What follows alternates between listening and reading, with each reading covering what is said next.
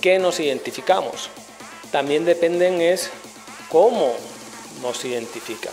Entonces aquí tienen que ver todas las autoridades, no solamente las autoridades investigativas, sino también la empresa privada, también la empresa pública, la realización de los trámites, también la ciudadanía respecto a la conciencia y la cultura de protección que debemos tener, pero obviamente también la tecnología que debe innovar para que este tipo de delitos se minimicen. Siguiente slide, por favor. Entonces, ¿qué tipo de delitos estamos teniendo? Suplantación y usurpación de identidad. Suplantación cuando yo me hago pasar por otra persona a través de múltiples tecnologías. Usurpación cuando le robo de la identidad directamente a alguien. Ya no hace falta robar un documento físico para poder robar la identidad a una persona. Lo hablábamos ayer, múltiples identidades falsas, que ya los criminales están teniendo esa capacidad, como en los videojuegos, de hacer un game over y empezar con una nueva identidad cuando sus perfiles pues, se les llena de demasiado y pues, están en búsqueda y captura. Obviamente también la corrupción documental, la falsificación de los documentos públicos. Tenemos el robo de identidad digital y el ciberfraude, que de aquí ya estamos hablando de los sistemas de autenticación, los login, passwords, ese tipo de tecnologías que usamos para acceder a cualquier sistema de información, los deepfakes y los rostros sintéticos. Los rostros sintéticos no se los he comentado, los deepfakes ya saben, es cuando cogemos una imagen de video y la superponemos sobre un rostro real para hacernos pasar por alguien. Los rostros sintéticos es todavía más grave, porque con los rostros sintéticos lo que estamos haciendo es, a través de la inteligencia artificial generativa, estamos mezclando dos imágenes de dos rostros. ¿Para qué? Sacar un rostro que se pueda validar con dos personas diferentes. Entonces, si este tipo de rostros sintéticos llegan a las bases de datos de registro, a las bases de datos de enrolamiento, una persona se puede hacer pasar por otra, o yo puedo tener múltiples identidades y los sistemas de validación de identidad, los matchers, no son capaces de reconocerlo, ¿de acuerdo? Y por último, los riesgos migratorios y el tráfico de personas, que es un mal que pues, lo tenemos en la región muy presente, con toda la problemática en el caso de Colombia, del Darién, que se exporta hacia el norte hasta llegar a Estados Unidos. Siguiente slide, por favor. Entonces, analicemos pues, de dónde viene este problema. Este problema viene de sistemas registrales obsoletos. Sistemas registrales pues, heredados muchas veces de España, que se basa en libros en papel, que realmente es una tecnología de hace cientos de años, pero que hoy sigue siendo el eje de la identidad de nuestros ciudadanos. Y piensen que al final la identidad es la base también de la democracia. De acá vienen los sistemas de censo electoral para poder votar. Y estos sistemas registrales, el problema que tienen es que se basan en papel, se basan en procesos manuales, pero en muchos de los países podemos hacer registros civiles extratemporales, porque así lo permite la Constitución, solamente aportando un testimonio o dos testimonios de alguien que diga que yo soy mexicano. ¿Qué ocurre con esto? Que si los registros civiles no tienen la tecnología suficiente para poder contrastar esa información y poder validar también biométricamente que ese ciudadano si realmente tiene un origen de un país, hace muy complicado el poder controlar que no le saquen una identidad falsa con unos nuevos datos y un nuevo perfil. Para esto necesitamos también hacer un contraste multibiométrico internacional, sobre todo con las listas negras, para poder mitigar que creen estos dobles perfiles en las bases de datos registrales. Y todo esto, por supuesto, apalancado de la tecnología que permita auditar todo este tipo de procesos. Pasemos a la siguiente slide, por favor. Al final el resultado que tenemos son identidades fraudulentas, donde tenemos las identidades híbridas, que lo que hacen es que mezclan en la base de datos de registro información real con patrones biométricos adulterados. Identidades duplicadas, cuando un individuo cuenta con más de una identidad en una misma base de datos registral de un país o en múltiples países. Y de ahí se vienen las nacionalidades fraudulentas. Una identidad puede nacer fraudulenta desde un trámite 100% legal, sin corrupción, simplemente por falencias del proceso burocrático manual del registro civil. Pasemos a la siguiente slide, por favor. Entonces, vamos a hablar ya de casos reales. ¿Qué está pasando? Les voy a pasar los casos, los hemos anonimizado, por supuesto. Esto ocurrió en un país donde un ciudadano que migró a Europa por temas laborales, totalmente legal, al cabo de los años regresó a su país de origen y las autoridades le dijeron que había fallecido. Obviamente le causó cierta impresión. Tras una ardua investigación donde nosotros colaboramos correlando información y datos, se descubrió que un familiar de este ciudadano, en cuestión era su madre, ¿sí?, había vendido su identidad. ¿Cómo puede su madre vender la identidad de un hijo? Pues muy sencillo. Le llegó otro ciudadano de otra nacionalidad que estaba en búsqueda de captura y fue a dar testimonio de que su hijo había sufrido una operación quirúrgica, una cirugía plástica en el rostro y habían cambiado sus patrones biométricos. Entonces, ¿cómo se dieron cuenta las autoridades de todo esto? Cuando el ciudadano regresó y le habían dicho que usted ha fallecido, pues el ciudadano estaba regresando al funeral de su mamá. Y resulta que el ciudadano al cual le había vendido su identidad también había fallecido. De aquí es que se desmarañó toda esa telaraña hasta encontrar que por una falencia en esa comprobación de información y esa verificación de información de las autoridades registrales, pues un ciudadano que llevaba décadas en busca de captura, pues estuvo libre en un país pues en unas muy buenas condiciones. Entonces, realmente ese proceso de renovación de los patrones biométricos es una entrevista de media hora. Entonces, vean la facilidad y la vulnerabilidad de este tipo de sistemas. Seguimos con la siguiente slide, por favor. Este caso lo comentamos ayer también, que era el caso de la múltiple identidad en zonas de frontera. ¿Qué ocurre? Aquí sí puedo poner nombres y apellidos, no pasa nada. ¿Qué ocurre en la zona de frontera entre Colombia, Perú y Ecuador? Ocurre que criminales, muchos de ellos de origen mexicano, que residen en esta zona, están obteniendo las 3 nacionalidades más su nacionalidad mexicana. ¿Cómo hacen esto? A través de los testigos.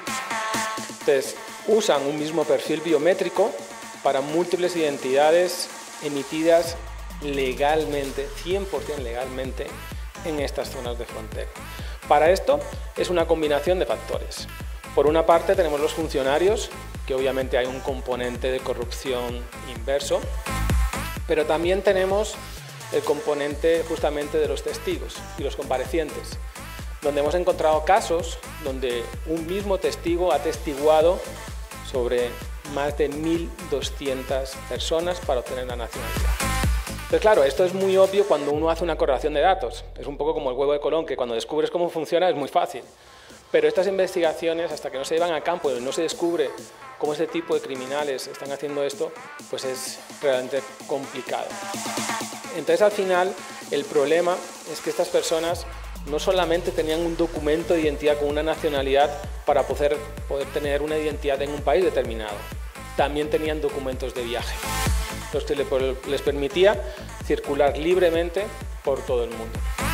Al final, este tipo de problemática también se está llevando al tráfico de personas, al tráfico ilícito, al crimen organizado, al financiamiento, a todos los controles de lavado de activos, porque estamos perdiendo el campo de contraste, el campo llave, que es la identidad. Seguimos, por favor, con la siguiente slide. Entonces, hablemos de la sociedad. ¿Qué impacto estamos teniendo en la sociedad con la suplantación de identidad? Yo creo que aquí todos somos conscientes de la problemática del robo de cuentas bancarias, de la emisión de tarjetas de crédito a nombre de titulares, del daño del perfil financiero por estos tipos de productos que uno no se da cuenta que se lo sacaron y de repente tiene una deuda gigante y este ciudadano es reportado ante las centrales de riesgo y se le daña todo su perfil crediticio, contratos falsificados a nivel de cualquier tipo de contrato comercial o incluso laboral, médico, ¿sí? Y sobre todo los delitos cometidos a nombre de inocentes. Pero aquí lo más complicado es que un ciudadano suplantado queda inmerso en un mundo de problemas para recuperar su identidad. Y no solamente para recuperar de su identidad, sino para salir de todos aquellos contratos, documentos, deudas que le han dejado inmerso. Pasamos a la siguiente, por favor. Entonces ahí lo más complicado para ser ciudadano es realmente que lo reconozcan como quien es. Porque una vez suplantado, los delincuentes usan esa identidad una y otra vez. Y ya están haciendo una segmentación de la población según su poder adquisitivo. Y el problema muchas veces es que estas son informaciones de base de datos de fuentes abiertas. Entonces, cuando ya quieren atacar a un tipo de víctima, primero miran su perfil crediticio. Y a partir de ahí empiezan a sacarle productos financieros hasta que explotan completamente su capacidad de endeudamiento. De acá nos da otra problemática, la falta de confianza, que hace que todos los procesos sean mucho más costosos, mucho más lentos, mucho más burocráticos, que nos requieran de un sinfín de validaciones para poder obtener cualquier tipo de producto. Pasamos a la siguiente, por favor. Nosotros realizamos una encuesta para saber cuál era la percepción de seguridad, sobre todo de ciberseguridad, de los ciudadanos. Si hablamos de ciberseguridad, para la gente, pues quizás le suena chino. Pero si hablamos de, oye, levantemos si quieren la mano, ¿cuántos de ustedes en su vida civil, su vida oficial, conocen un caso cercano, de algún familiar o amigo, de suplantación de identidad? Alguien que le hayan robado la identidad. Levanten la mano. ¿No conocen ninguno? Me extrañaría, estamos en la región número 1 del mundo de suplantación de identidad. ¿Sí? Pues la encuesta que nos dio que el 45% de los ciudadanos colombianos en la encuesta decía ser víctima. El problema es que estas víctimas no están denunciando. ¿Pero por qué no están denunciando a las víctimas? Porque realmente es terriblemente complicado perseguir este tipo de delitos. Y si es un delito menor, pues es paisaje, lo dejan pasar, ¿sí? Pero si ya les preguntamos si tienen a alguien cercano que haya sido víctima, algún conocido, el 78% responde afirmativamente, ¿sí? Entonces al final, como digo, se ha vuelto paisaje. Pasamos a la siguiente slide, por favor. Entonces, aquí entra también la responsabilidad de aquellos que deben validar la identidad. Todas las entidades públicas y privadas que para sus trámites deben reconocer a una persona. Entonces, 4 de cada 10 colombianos creen que las entidades financieras están haciendo poco respecto a la clonación de tarjetas. Y estamos hablando de la emisión de su producto financiero, que dependiendo del país deben tener también responsabilidad legal sobre sus procesos para hacer que sus procesos también sean seguros. Y hay una responsabilidad compartida.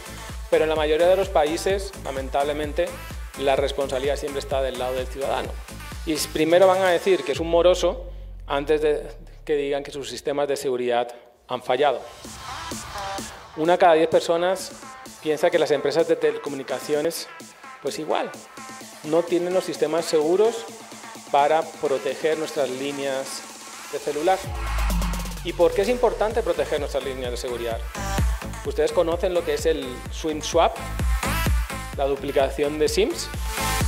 Pues es algo muy sencillo, que básicamente lo que hacen los criminales es que sacan una SIM, un dúplico de su SIM card, de sus dispositivos, de sus smartphones, para poder mandarles un SMS. ¿Un SMS con qué? Con la contraseña dinámica de acceso a su cuenta bancaria. Entonces, las empresas de telecomunicaciones, cuando van a pedir un duplicado de la tarjeta SIM, son responsables de validar la titularidad de esa línea. Son responsables de validar que es Borja Carreras quien está pidiendo esa SIM. Pero por las falencias en los sistemas de identificación, no están validando esto. Porque la empresa de telecomunicaciones no lo ve como un riesgo para su proceso de negocio. Pero es un riesgo para la sociedad. Porque el resto de empresas utilizan el celular para validarles a ustedes. Entonces, el SIM swap es un problema muy grave porque es uno de los canales principales actualmente de autenticación de ciudadanos. Por otra parte, ¿sí?, ya 6 de cada 6 colombianos creen que deben autoprotegerse. Y yo lo digo, pues en Colombia es muy normal, en España no, uno no sale en la calle hablando con el teléfono. Porque ya sabe que, como decimos en Colombia, va a dar papaya. Entonces, al final, uno se debe también autoproteger también en el mundo digital. El mundo digital también es un mundo peligroso, donde hay muchos intereses en robarte tus datos y sobre todo en robarte tu plata. Pasamos a la siguiente, por favor. Pero aparte, este problema ya no es un tema nacional. Es un tema internacional. El crimen no conoce fronteras. Este tipo de crimen, lamentablemente, ya en el caso de América Latina, lo está exportando a otros países. Y se están explotando este tipo de vulnerabilidades también en otras regiones. Por eso, en América Latina nosotros decimos que tenemos el mejor laboratorio del mundo. Porque aquí es donde están las tasas más altas de este tipo de delitos, pero sobre todo porque el resto del mundo está empezando a llegar a este tipo de delincuentes. Pasamos a la siguiente, por favor. Y de aquí ya entramos en temas más complejos. Los problemas transnacionales de seguridad nacional. Es un caso también real.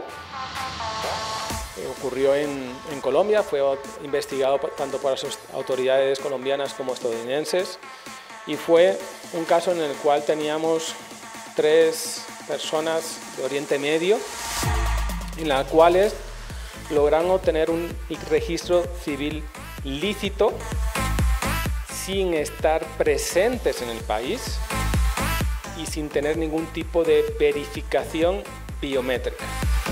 Lo hicieron a través de una oficina en Cartagena de Indias y fueron totalmente legalizados a través de una conexión remota.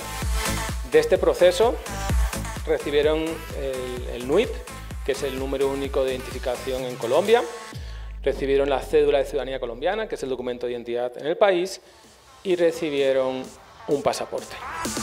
Siguiente, por favor.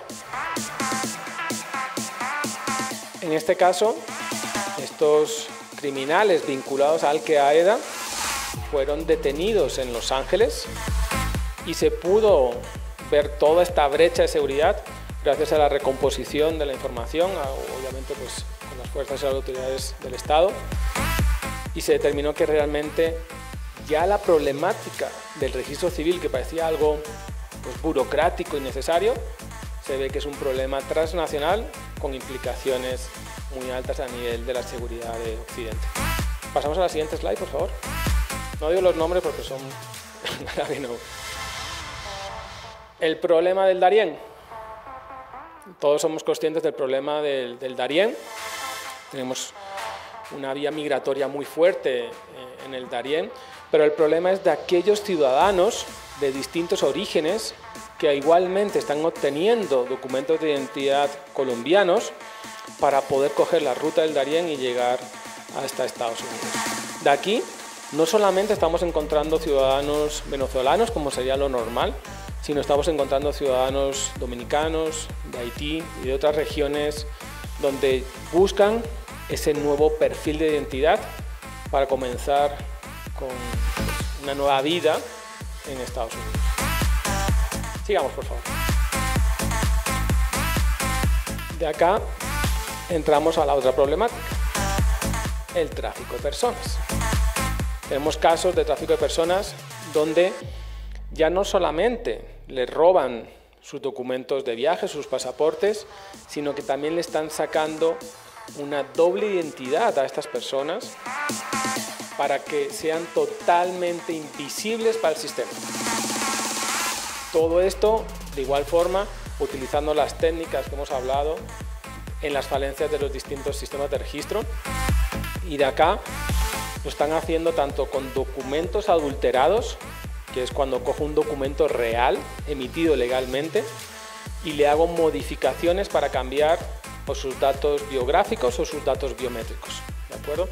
Con los pasaportes es algo más complejo, dado que tienen un chip RFID, que la información que contienen está cifrada y firmada digitalmente por la autoridad emisora, pero con otro tipo de documentos realmente es mucho más sencillo. El problema radica en que en muchos países las autoridades de registro son diferentes a las autoridades migratorias. Entonces la interoperabilidad entre entidades hacen que los criminales conozcan de estas brechas para sacar documentos de viaje falsificados y, como digo, poder ocultar del sistema a esta persona que está sufriendo la trata de blancas. Seguimos, por favor. ¿Cómo prevenir este problema? Pues como siempre, dos ejes fundamentales: prevención y forense. Sigamos, por favor.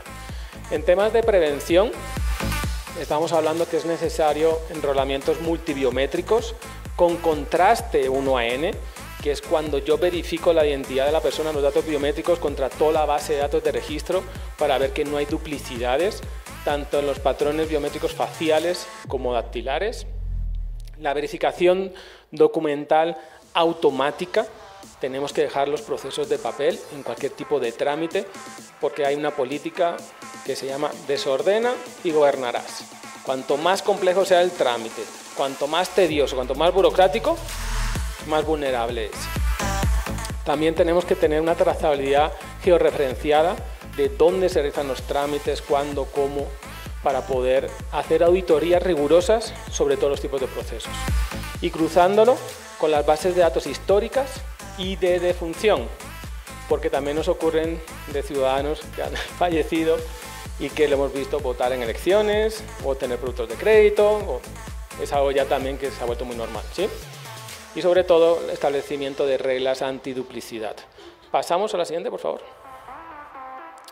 Entonces, a nivel forense necesitamos apoyarnos de tecnologías como las bases de datos biométricas, tanto multibiométricas como dactilares, para poder hacer este contraste de información y no depender solamente de la información de registro, la información de identidad. Necesitamos hacer toda la deduplicación de la información, la trazabilidad y la investigación de redes criminales, teniendo la partida de que no conocemos o no podemos identificar a los ciudadanos involucrados. Pasamos a la siguiente, por favor.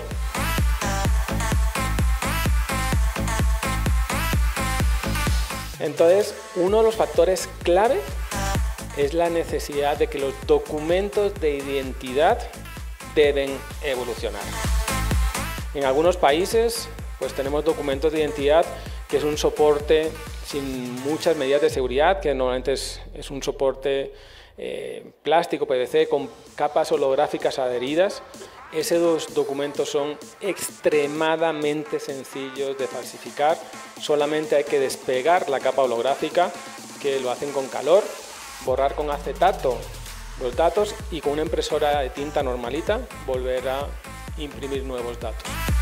Cuando los recomponen, pues físicamente se puede ver un tipo de adulteración si el personal está cualificado, pero lamentablemente no todo el mundo está cualificado en detectar este tipo de modificaciones sobre los documentos de identidad. ¿Hacia dónde deben ir los documentos físicos? Por mí, que desaparezcan, porque la verdad ya no quiero llevar más documentos físicos y prefiero los electrónicos, pero deben ir a tener sustratos seguros, como puede ser el policarbonato, que es un sustrato en el cual se permite una impresión multicapa con láser, que hace muy complicado, casi imposible, cualquier tipo de adulteración de cualquier dato, campo o imagen que resida en el documento. También se recomienda el uso de chips, donde contiene toda la información de los datos biográficos y biométricos del ciudadano, más los mecanismos de seguridad, de criptografía y firma digital, para poder verificar que esos datos son auténticos. Los códigos MRZ, que son códigos para que el documento pueda ser un documento de viaje, como lo puede tener el nuevo documento de identidad en Colombia o el DNI español, y los materiales anti-manipulación, ¿de acuerdo? Al final, un documento débil es una identidad débil, pero realmente ya estamos en el mundo digital y debemos evolucionar. Pasemos a la siguiente slide, por favor. Aquí ya hablamos de lo que se viene y también lo que las autoridades se deben preparar, que es la identidad digital. Al final es poder llevar la identidad en mi dispositivo para poder identificarme tanto ante plataformas tecnológicas como ante terceros compartiendo mis datos. Esto ya está cerca de ser una realidad en la Unión Europea con el marco eIDAS y ya se está implementando en muchos países. Por ejemplo, en Chile se acaba de implementar la identidad digital con un documento electrónico digital. En Colombia tenemos la cédula digital y muchos países lo van a adoptar. Al final, ¿qué hace falta? Adopción. Obviamente, ustedes en colaboración con sus entidades de registro de identificación deben poder verificar cualquier tipo de documento, pero también lo debe adoptar todo el sector, tanto público como privado, para la realización de cualquier tipo de trámite. Este tipo de credenciales tiene unos componentes muy interesantes. Lo primero, son totalmente inalterables. Los datos están protegidos por criptografía, no se puede cambiar ningún dato. Lo segundo, este tipo de credenciales son verificables offline. Se establece una conexión, lo que llamamos peer-to-peer, entre dispositivos para poder compartir los datos a través de Bluetooth. Lo que hace también que no tengamos las dependencias de una conexión a Internet o un plan de datos para poder identificar a un ciudadano. Y adicionalmente contiene firmas criptográficas para poder verificar la autenticidad, integridad y el no repudio jurídico de cualquier transacción de identificación. Pasamos a la siguiente, por favor. De aquí hablamos de cómo identificamos. Todo ciudadano con una identidad digital tiene lo que se llama un DID. Un DID es un identificador descentralizado. Aquí utilizamos tecnología blockchain para poder asociar una especie de ADN digital a cada uno de los ciudadanos. Y este ADN digital no solamente nos va a reconocer como un patrón que es inalterable, sino también es único y está asociado a mi perfil. Y cualquier dato asociado a mí como ciudadano va firmado por ese DID. También usamos tecnologías como las tecnologías de liveness para detección de rostros vivos, anti-spoofing, para que no nos puedan inyectar rostros falsos en la transacción de autenticación, y tecnologías de autenticación multifactor, que ahora vamos a ver más adelante. Pasamos a la siguiente, por favor. Entonces hablamos un poquito de la autenticación. Y aquí les voy a hacer una pregunta. ¿Cuántos de ustedes tienen una aplicación de gestión de contraseñas? Una aplicación donde guarden las contraseñas. Me preocupo, porque los que no la tengan es que están guardando las contraseñas, lo están apuntando en un cuaderno, en un post-it. No lo hagan, de verdad.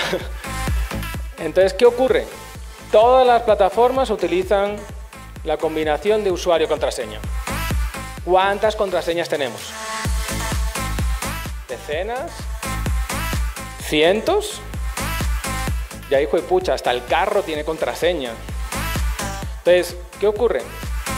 Ya no solamente es poder identificar que una persona es quien dice ser, sino que la persona que está haciendo el trámite realmente sea ella.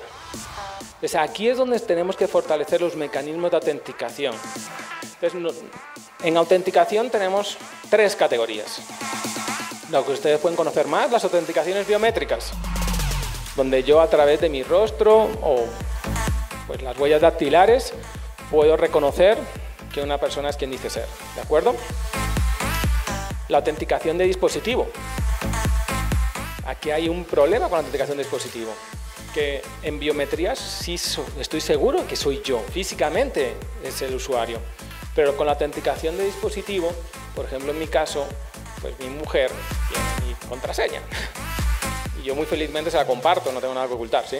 Pero el problema es que el que se está autenticando es el sistema operativo, que nos está diciendo que es el usuario autorizado para ese dispositivo el que pueda hacer el trámite, ¿de acuerdo? Y por último, la amada o odiada autenticación de conocimiento. ¿Por qué tenemos una aplicación administradora de contraseñas? Porque es que el ser humano no está diseñado para recordar tantas contraseñas. Los ingenieros de sistemas se piensan que somos robots, pero realmente si uno tiene una capacidad de recordar 1, 2, 3, 5, 10 contraseñas es mucho. El problema es cuando ponemos una contraseña o reutilizamos una contraseña. Entonces aquellos que estén utilizando de contraseña el nombre de su mujer con su fecha de nacimiento y un símbolo, les recomiendo que las actualicen, ¿sí? Porque ya los hackers ya lo saben y saben cómo atacar este tipo de vulnerabilidades. Entonces en conocimiento lo que se busca también es evolucionar para tener una prueba de que tú sabes algo, un reto, pero tiene que ser mucho más sencillo que las contraseñas tradicionales. Aquí ya donde hablamos de la superposición de imágenes, de contraseñas con los pines numéricos o con patrones, para facilitar poder identificar, autenticar el acceso de uno de nuestros usuarios. Pasamos a la siguiente, por favor. Entonces acá pasamos al reto de la autenticación. Por un lado tenemos los tokens OTPs, los tokens esos de los numeritos que algunos bancos nos los daban, que incluso si conocen algún tesorero que trabaje para una empresa, ellos parece que llevan todo un bolso lleno de tokens que es como las medallitas que nos ponemos en la pechera. Entonces, ese tipo de tokens al final es algo asociado a un dispositivo físico que te dan y que tú debes ser el poseedor. El problema que el poseedor no siempre lo lleva consigo o se lo cede a un tercero. O por otra parte, lo que hablábamos de los OTPs por SMS. OTP es One Time Password y no sé cuántos de ustedes reciben SMS con su código numérico de acceso para la banca o peor aún, con un link que empieza por bit.li y que hacen que realmente el proceso de autenticación sea totalmente inseguro. ¿Por qué? Porque no tenemos la posibilidad de poder reconocer el emisor de mensaje. Es un número 8000 algo, pero no sabemos si realmente es mi banco o es la autoridad correspondiente. Por eso también no se recomiendan, porque no solamente genera un phishing, que intentan suplantar a la identidad que nos está mandando el mensaje, sino también que pues el usuario que lo puede recibir puede tener duplicadas sus SIM cards, ¿se acuerdan? En SIM swap. Entonces es un mecanismo totalmente inseguro. Ya tenemos mecanismos mucho más sencillos, como por ejemplo puede ser el passkey, que es la autenticación de su sistema operativo. Entonces sirve para ciertos casos, pero tenemos que tener autenticaciones adaptativas, que ahora vamos a hablar, ¿sí? Y los Magic Link. Los Magic Link, ¿qué son? Los links que nos mandan por correo electrónico, por WhatsApp, donde uno ya tiene el token de acceso embebido en el link. Esto hace que sea mucho más complicado suplantar a la entidad emisora y, obviamente, si hay la verificación de identidad, podemos seleccionar que no haya una suplantación del ciudadano. Pasamos a la siguiente, por favor. La autenticación biométrica, que aquí ya hemos hablado de la biometría dactilar, que en muchos países la seguimos poniendo en los documentos. Esto realmente es peligroso y poco seguro. Poco seguro porque al final dependemos de un dactiloscopista que verifique la huella impresa en el documento, y poco seguro porque estoy compartiendo mis datos biométricos con cualquiera. Y cualquier documento que esté circulando con mi huella está ahí. Y en muchos países ya se ha tomado como algo normal y cotidiano, ¿sí? O la firma manuscrita. El problema de la firma manuscrita es que hay personas como yo que no les salen dos firmas iguales. Entonces es un proceso cada vez que un banco quiere verificar mi firma, ¿sí? Para eso contamos, pues como ya hemos hablado, de la autenticación biométrica facial con liveness, la autenticación 4F, que es la combinación de las 4 huellas de una mano, y la autenticación por voz, que a través, sobre todo en llamadas por call center, podemos autenticar a nuestro ciudadano. Pasamos a la siguiente, por favor.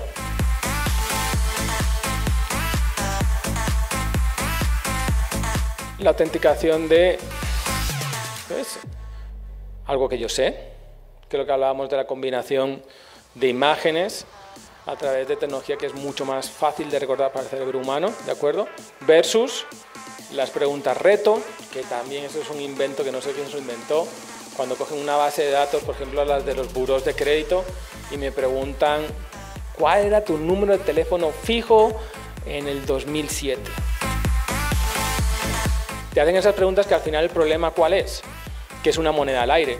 por ejemplo, y poniendo el caso de mi mujer porque está presente, yo soy capaz de contestar sus preguntas reto, pero ella no es capaz de contestar sus propias preguntas reto. Entonces son cosas cotidianas que uno lo ve y que al final uno tiene que resolver. Pasamos a la siguiente, por favor. Entonces, al final, proteger la identidad es proteger la democracia. Ya hemos hablado que los sistemas de censo electoral se basan en los sistemas registrales, en los sistemas de identificación, pero también es proteger la seguridad nacional y proteger la economía. En el ecosistema de identidad ya no solamente estamos utilizando las credenciales para poder decir que un ciudadano es quien dice ser, sino también utilizamos las credenciales, por ejemplo, para reconocer a una autoridad. Estamos utilizando las credenciales como bonos consumibles asociados al perfil del usuario. Estamos usando las credenciales como acceso a sistemas de información para quitar las contraseñas completamente. Y estamos utilizando las credenciales, por ejemplo, para historia clínica, para subsidios, para múltiples usos por fuera de lo que son mis datos biográficos. Entonces, la identidad no solamente es la estructura de mis datos demográficos, también es todo aquello que me conforma como ciudadano. Pasamos a la siguiente, por favor. Entonces, el mensaje que quiero que se queden es que si fortalecemos la identidad, realmente estamos fortaleciendo a toda la región, porque no es un problema de un país en concreto, es un problema global, tanto en los problemas de seguridad nacional como en los problemas locales de suplantación de identidad. Continuemos. Entonces, agradecerles mucho el tiempo, he estado puntual y espero que si tengan alguna duda se la podemos resolver. Muchas gracias.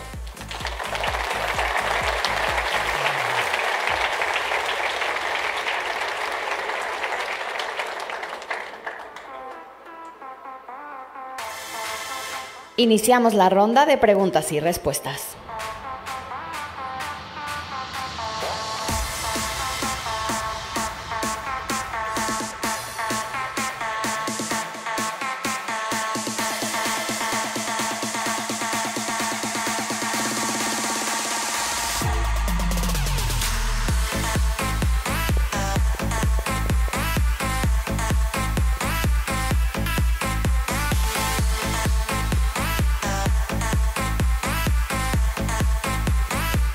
Tranquilo.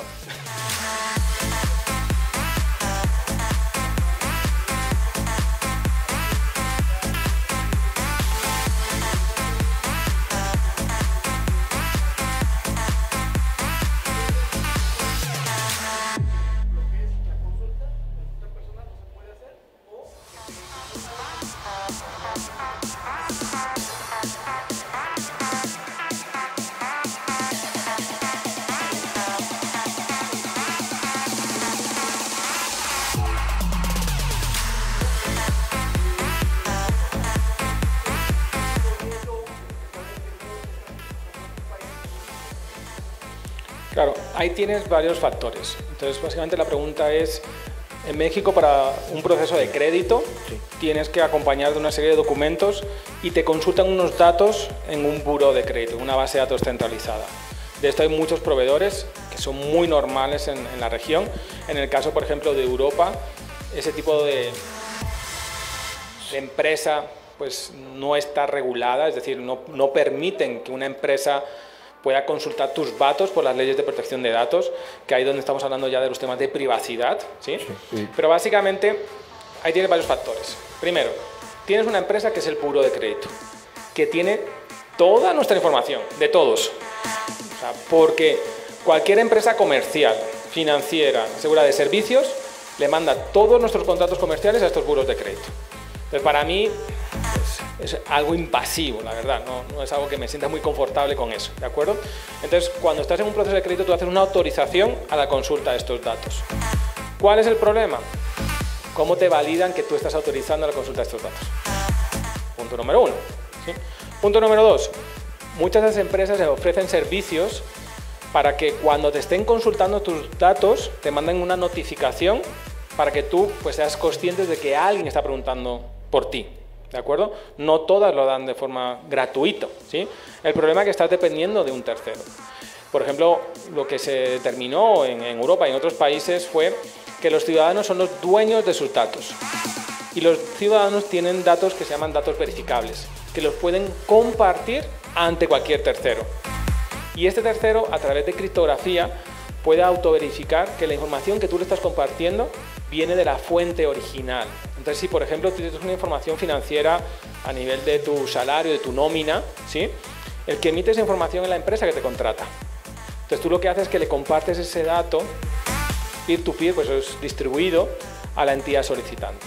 Entonces así es como lo están haciendo ya en otros países para quitar a estos agentes que centralizan la información y que en un momento dado pues están sacando ese score financiero y toda la información que un poco invade la privacidad de los usuarios. Pero sí hay formas para que los ciudadanos puedan compartir directamente sus datos sin necesidad de tener ningún tercero involucrado. Siguiente pregunta.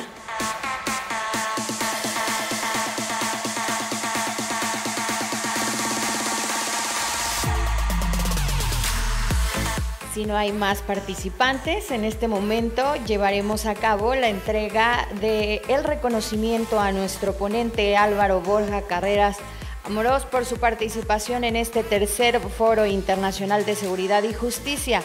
Este reconocimiento será entregado por el agregado de la Policía de Investigación de Chile, Patricio Alejandro Ñáñez Durán, a quien le solicito su presencia en nuestro escenario.